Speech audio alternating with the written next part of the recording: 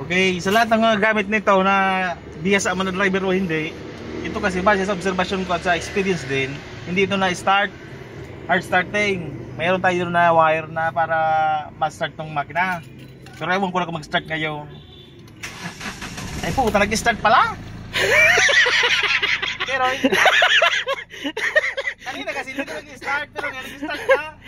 Ulitin natin. Ayun talaga. Oh, talaga kaya. Paano nag-start na yun? Okay na. Iilang talaga yun eh. May jumper doon sa inutan. May jumper sa inutan. Oo, so wire. Testing kiraray para kung mag-start nila na ma-jumper. Ay puta nga, yun daan tayo na.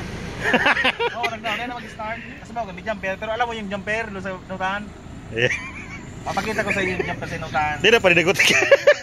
Kunya, ito, gaganito lang yan oh.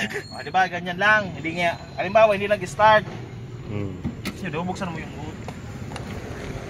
Pag nabuksan mo yung hood, para mag-start siya namang ng manual, kaya angat mo rin itong hood. Siyempre matik. Buksan mo kasi ito, fuse box.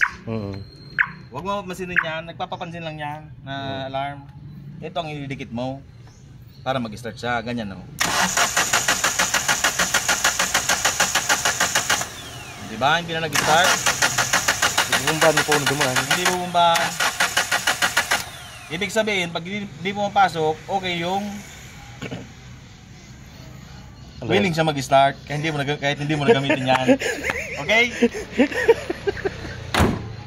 Iwan ko sa iyo.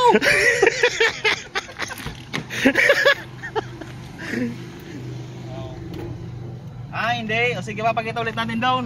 Kaya pala hindi nagdidiretso. Diretso. Tagalog, Bicol. Hindi nagdidiretso kasi hindi pala nakasagad. Ito yung pag nasiraan kayo sa kalye, kahit sa eskinita man, itong gagawin nyo. Ito yung jumper. Ang tawag dito, jumper. Hindi ito jumper ng alikwa, ng atik. Jumper ng sasakyan lang.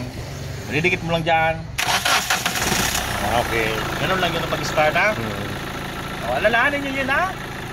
Pas lamang ang may alam. Pas wala. Okay? Yun lang naman. That's all.